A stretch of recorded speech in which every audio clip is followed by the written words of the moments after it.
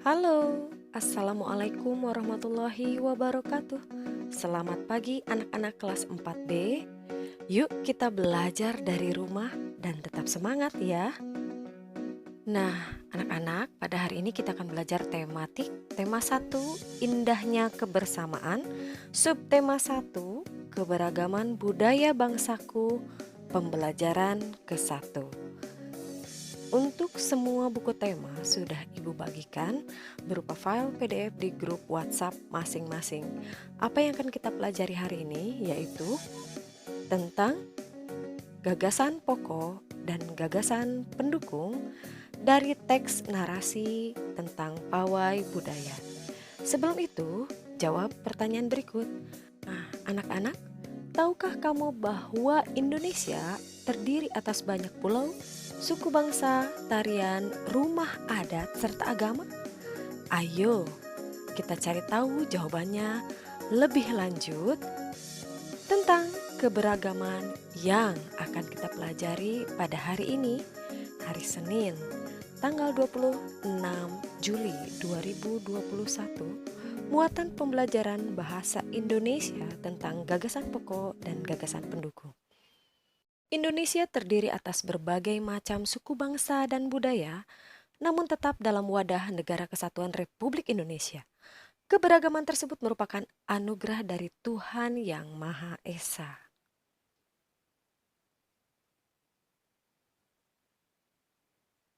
Dan sebagai umat manusia atau masyarakat Indonesia, kita wajib mensyukurinya. Betul begitu kan anak-anak? Nah, berikut adalah bacaan tentang keberagaman budaya Indonesia. Bacalah teks berikut dalam hati.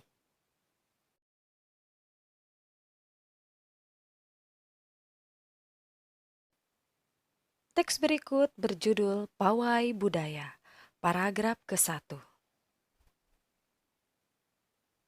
Pawai budaya sangat menarik bagi warga Kampung Babakan.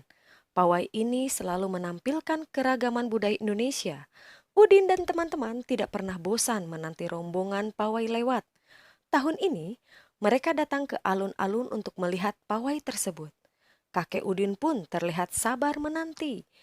Terdengar suara gendang yang menandakan rombongan pawai semakin dekat. Nah, anak-anak, tugas kalian nanti adalah mencari gagasan pokok dan pendukung dari paragraf 1. Kita masuk ke paragraf kedua. Di barisan pawai terdepan terlihat rombongan dari Maluku. Rombongan laki-laki mengenakan kemeja putih, jas merah, dan topi tinggi dengan hiasan keemasan. Rombongan perempuan mengenakan baju cele. Baju ini terdiri atas atasan putih berlengan panjang serta rok lebar merah. Langkah mereka diiringi oleh suara tifa, alat musik dari Maluku. Bunyinya seperti gendang, namun bentuknya lebih ramping dan panjang. Budaya Maluku sangat unik dan menarik. Nah, anak-anak, sudah membaca? Kita masuk ke paragraf ketiga. Kali ini kita masuk ke Bali. Budaya Bali terkenal karena bunyi musiknya yang berbeda. Rombongan dari Bali membunyikan alat musik daerahnya, cengceng namanya. Alat ini berbentuk seperti dua keping simbal yang terbuat dari logam. Nyaring bunyinya ketika dua keping ini dipadukan. Rombongan dari Bali diikuti oleh rombongan dari Toraja. Wanita Toraja memakai pakaian adat yang disebut baju pokok.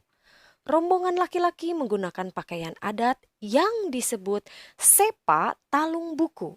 Rombongan Toraja membunyikan alat musik khas mereka, Pak Pompang namanya. Alat musik ini berupa suling bambu besar yang bentuknya seperti angklung. Unik bentuknya, unik pula bunyinya. Budaya Toraja memang sangat menarik. Nah, anak-anak, ini adalah isi dari paragraf keempat. Kita masuk ke paragraf terakhir atau paragraf kelima. Udin dan teman-teman senang melihat pawai budaya. Selalu ada hal baru yang mereka perhatikan setiap tahun.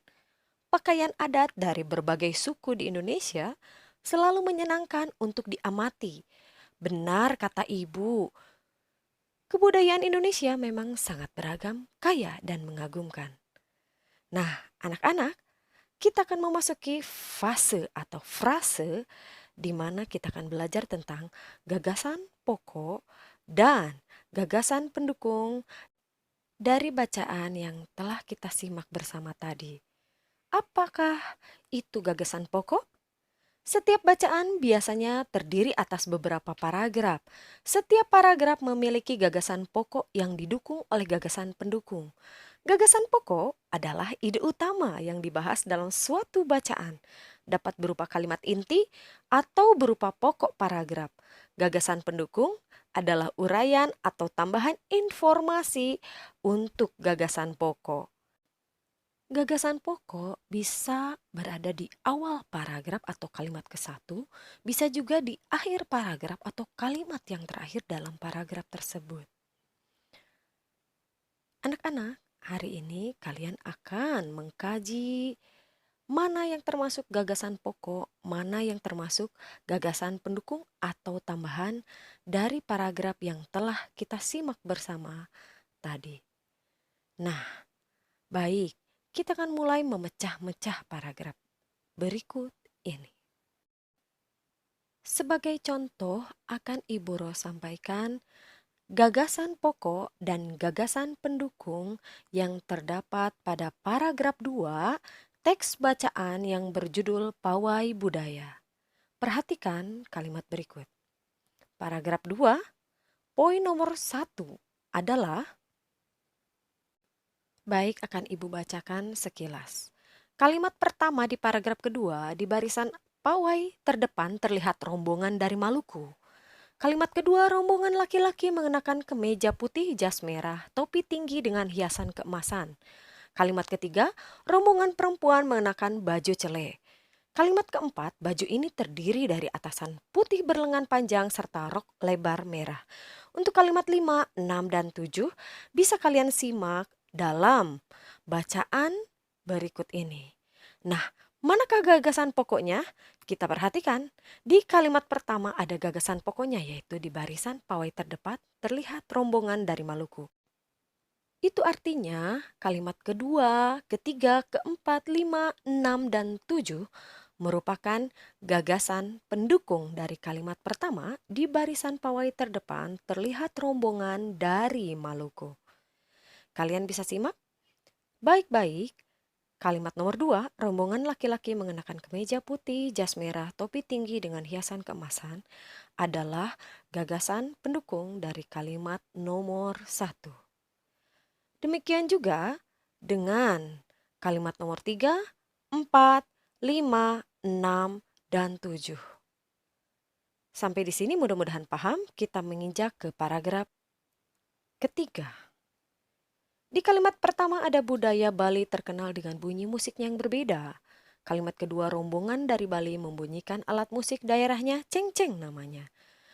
Kalimat ketiga dan keempat silahkan dibaca dan gagasan pokoknya ada di kalimat mana? Betul, ada di kalimat pertama yaitu budaya Bali terkenal karena bunyi musiknya yang berbeda. Perhatikan penambahan gagasan pokok berikut ini. Ya, ada di kalimat 1. Dengan demikian, kalimat nomor 2, 3, dan 4 dalam paragraf 3 adalah gagasan pendukung. Sampai di sini mudah-mudahan bisa dipahami. Nah, anak-anak, kita sampai di muatan pembelajaran kedua tentang alat musik dan asalnya. Sebagai anak Indonesia, aku merasa bangga terhadap keberagaman yang ada. Menghargai perbedaan merupakan wujud dari semangat persatuan dan kesatuan. Nah, kita akan menyimak pembelajaran berikut ini. Perhatikan gambar alat musik yang ada dalam gambar. Anak-anak, tahukah apakah alat musik tersebut? Selain kaya akan budaya, tarian, dan makanan khas daerah, Indonesia juga kaya akan jenis alat musik. Berikut adalah contoh alat musik yang dimiliki oleh berbagai suku di Indonesia. Apakah alat musik tersebut?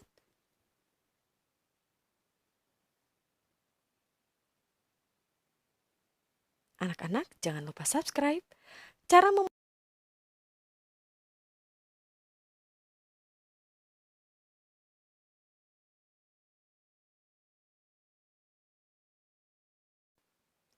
Saluang berasal dari Sumatera Barat, dimainkan dengan cara ditiup.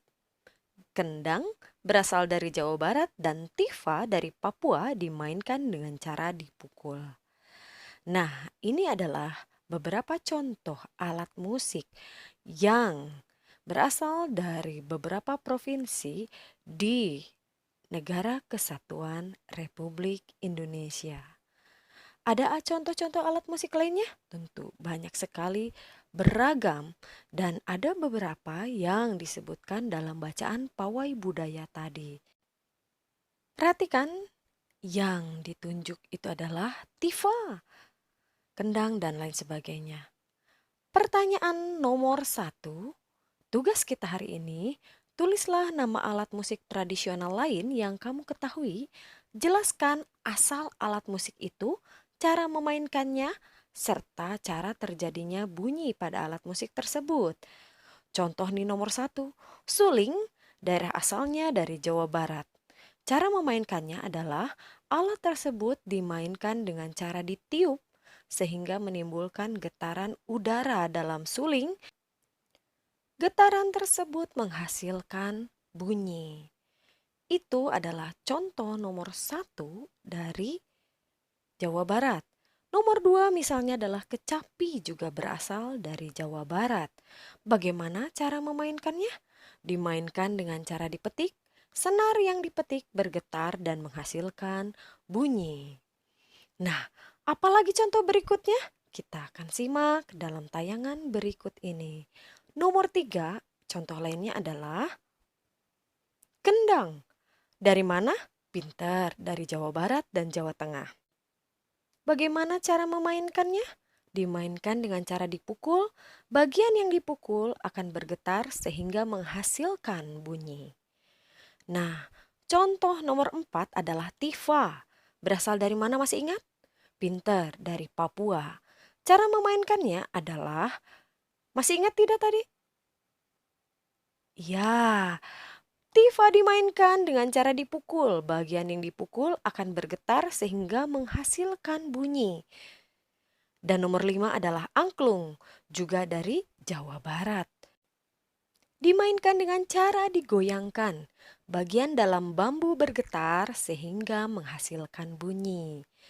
Anak-anak, itu adalah 5 contoh alat musik tradisional dari beberapa provinsi di negara kita dan bagaimana cara memainkannya. Tugas kalian nanti menyebutkan contoh-contoh alat musik lainnya, bagaimana cara memainkannya dan berasal dari daerah mana. Oke, sekali lagi sampaikan tugas pertama adalah membuat gagasan pokok dan gagasan pendukung dari cerita pawai budaya. Dan tugas yang kedua, menuliskan 5 alat musik asal daerah dan cara memainkannya. Mudah-mudahan dipahami. Sampai di sini pembelajaran hari ini. Sampai bertemu besok. Assalamualaikum warahmatullahi wabarakatuh.